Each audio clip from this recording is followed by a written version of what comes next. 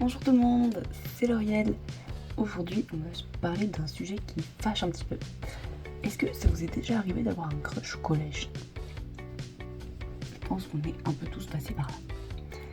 Mais la question c'est, est-ce que vous étiez déjà tellement éperdument amoureux de cette personne que vous lui voliez des affaires ?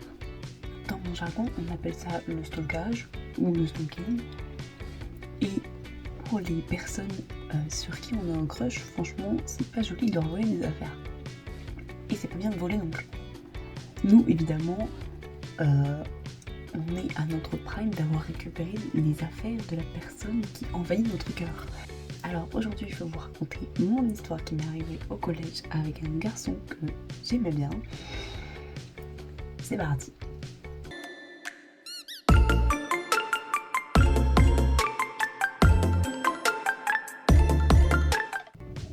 Donc moi, au collège, j'avais un crush sur un gars pendant tout mon collège, littéralement.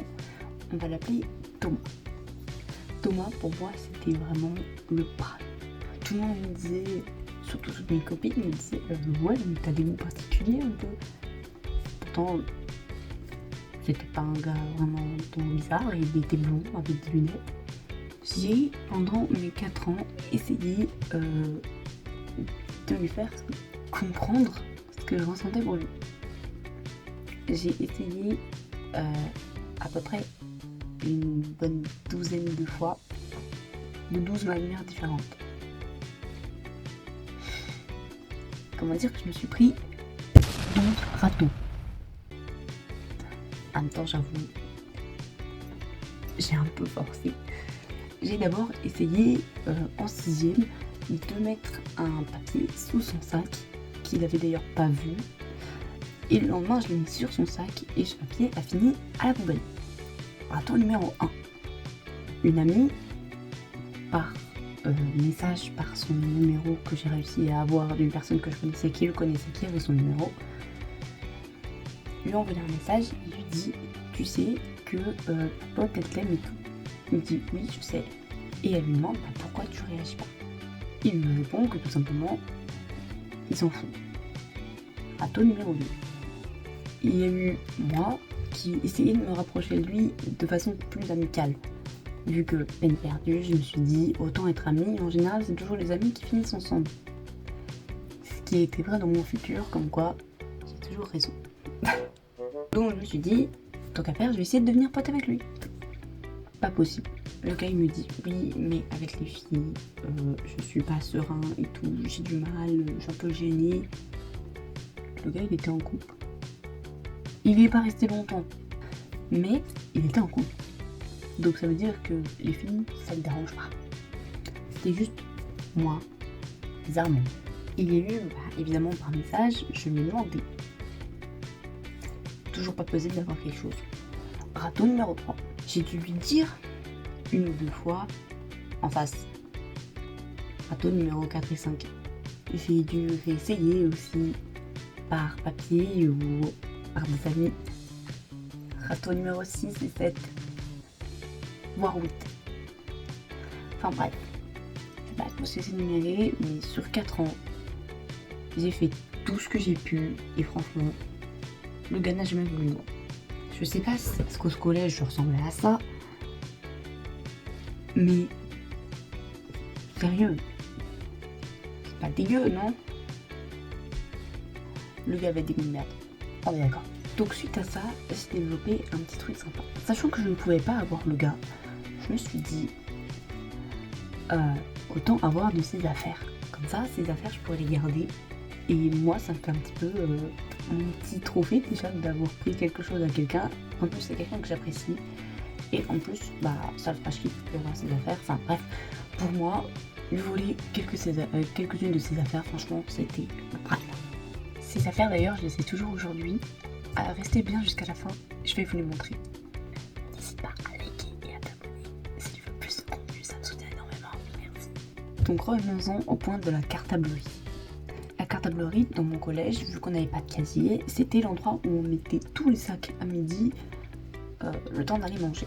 La cartablerie, donc on mettait tout dans ce sac là-bas, et donc évidemment il y avait le sien, qui était assez reconnaissable. C'était un sac avec des photos un peu roses et tout. C'était assez reconnaissable comme ça qu'il avait quelque chose. Si je trouve une photo, il avait quelque chose dans ce genre-là. Donc il était facile pour moi de pouvoir prendre quelque chose dedans en étant sûr que c'était le sien. Mais le truc qui était vachement marrant, c'est qu'il le posait toujours au même endroit dans la cartablerie. Donc encore plus simple pour moi de le repérer. Parce qu'il y avait certaines fois forcément où j'étais devant ou derrière lui au même moment pour aller poser notre sac. Donc je voyais où il le mettait. Et tous les jours quand je revenais, même s'il n'était pas là, son sac, je savais qu'il était à cet endroit. J'ai réussi à récupérer comme ça 2-3 trucs. Franchement c'était plutôt rigolo. Donc à partir de là, je voyais que techniquement nous ça nous faisait un peu rire. On voyait qu'il se plaignait à ses potes en mode j'ai perdu ci, j'ai perdu ça. Franchement c'est trop chiant, je sais pas quoi. Franchement moi ça me faisait marrer. Mais en même temps j'étais vraiment pas décidée de lui rendre. Parce que je m'étais un peu approprié ces affaires. Je me suis dit bon, c'est mon crush, tu veux pas de moi, puis t'es un vrai plouc. Voilà ce que tu mérites. Il y a ce jour, il me semble en fin de 3e ou en fin de 4e, où vraiment on a fait une dinguerie. Je lui ai pris quelque chose d'hyper important par rapport au collège. Et là, ça m'a un peu retombé dessus. Thomas était carrément allé se plaindre à la vie scolaire, parce qu'il n'y avait pas de CPE dans mon collège. Il était allé se plaindre à la vie scolaire en mode oui, je l'ai perdu, qu'est-ce que je dois faire, je comprends pas, il est comme ça, je l'ai perdu, enfin bref. Le problème c'est que le collège est tellement strict avec nous qu'il savait, je ne sais pas par quel miracle, il savait que Thomas était le garçon qui m'intéressait.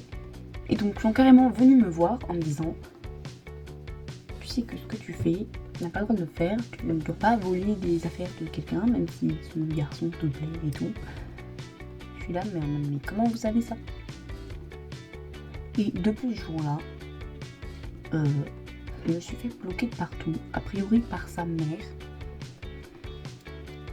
Mais vraiment, je me suis fait bloquer de partout. Et même les années après où j'ai pu le retrouver sur d'autres applications, on va dire, à chaque fois qu'il savait que c'était moi,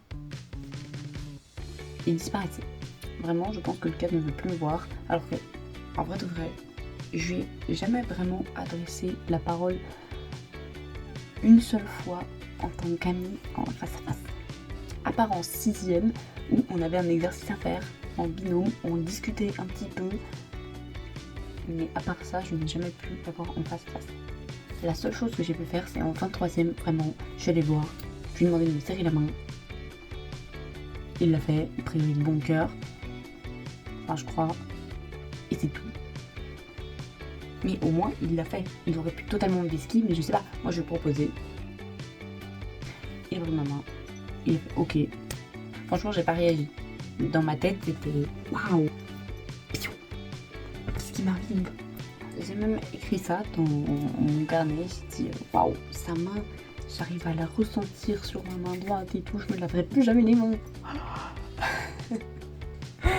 C'est la meuf un petit peu obsédée. Un petit peu. Le plus gros que je lui avais pris, en fait, c'était son carnet de correspondance. Même mes amis me disaient qu'il n'y avait pas à lui rendre. C'est trop gros comme truc, il va avoir des problèmes et tout aussi. Je voulais vraiment pas. Donc je l'ai gardé 1 ou 2 jours. J'ai pris des photos et je lui ai rendu en disant genre je l'avais trouvé dans la cour au pif. Donc j'ai pris des photos et j'ai récupéré quelques petits trucs qu'il y avait à l'intérieur. Et je n'ai jamais pu lui voler quoi que ce soit d'autre. Car à partir de là, il avait changé de sac. Il avait un sac d'un espèce de vert, gris, bleu. J'arrivais jamais à deviner c'était quoi la couleur. Quand je le voyais sur les lampes de la cour, je le voyais plutôt gris-vert. Quand il était à la cartablerie, il était plutôt bleu. Vraiment, la couleur était indescriptible. Même s'il le posait au même endroit, je ne pouvais pas être sûre que c'était son sac, sachant qu'il n'avait même pas de porte-clés ou que ce soit. Vraiment, le sac était quasiment neuf. Ça lui a fait les 5 derniers mois d'année. Donc maintenant, la partie que vous attendiez tous, les affaires. Qu'est-ce que je lui avais pris? Alors, les 2 premières choses que je lui avais pris, c'était un chiffon à lunettes. Moi qui n'ai pas de lunettes, ça me sert absolument à rien. Et voilà, c'était un petit chiffon à lunettes avec des petits beurres. Je me suis dit, c'est quelque chose de pas très grave, franchement, voilà, ça se rachète, c'est pas... Le second truc que je lui ai pris, donc ça, c'était ce que j'appelais mon cadeau de Noël. Ce que j'ai pris avant les vacances de Noël en décembre, c'était son agenda. Voilà. Ce qui était pratique, c'est que du coup, au début, j'avais quelques informations. J'ai pu voir à peu près comment il écrivait et comment il saccageait un peu ses affaires. Et quelle matière il aimait ou pas. Et petit à petit, comme ça, je récoltais de plus en plus d'informations sur lui. Et enfin, le plus gros dans tout ça, c'est que... Bon, je l'ai mis là-dedans. Mais le plus gros dans tout ça, c'est que j'ai pris sa lettre de stage. Parce qu'en troisième, du coup, on a fait un stage. Les stages de troisième, vous connaissez. Et donc voilà, j'ai pris sa lettre de stage. Et donc je sais où il est allé, je sais ce qui l'intéresse. Et pareil, je connais son écriture parce que a priori, en noir, ici, il y a quelqu'un qui a corrigé ce qu'il avait écrit parce qu'il n'écrivait pas des trucs très très français. Donc voilà. Et le pire dans tout ça, je pense que c'est vraiment ça. J'ai pris un bulletin scolaire. Je me suis dit, un bulletin, c'était quand même grave, mais en même temps, ils peuvent le retrouver comme ma mère sur leur ordinateur parce qu'il est envoyé par mail de toute façon, donc s'ils n'ont pas papier, c'est pas grave. Et de ça, j'ai écrit tout ça. Voilà, je peux pas trop vous montrer parce que du coup, il y a beaucoup d'informations personnelles. J'ai écrit voilà, deux pages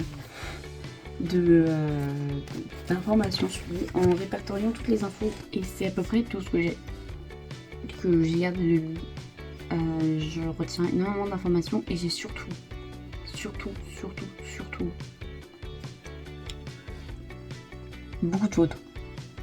Sur mon année 3e, j'ai dû prendre plus d'une centaine de photos de ce gars. Et d'ailleurs, petite question. Quel était le surnom de votre crush, fille ou garçon même? Parce que peut-être que les gars aussi donnent des surnoms à leur crush. Comment s'appelait le vôtre? Et décrivez-moi votre indice en commentaire. Moi, il s'appelait Koala par rapport à la première lettre de son prénom. Oui, du coup, il ne s'appelle pas Thomas. Sur ce, je vous laisse ici. J'espère que la vidéo vous aura plu. Et n'hésitez pas à me dire en commentaire si vous avez d'autres idées de concept et comment s'appelait votre crush. Bye bye.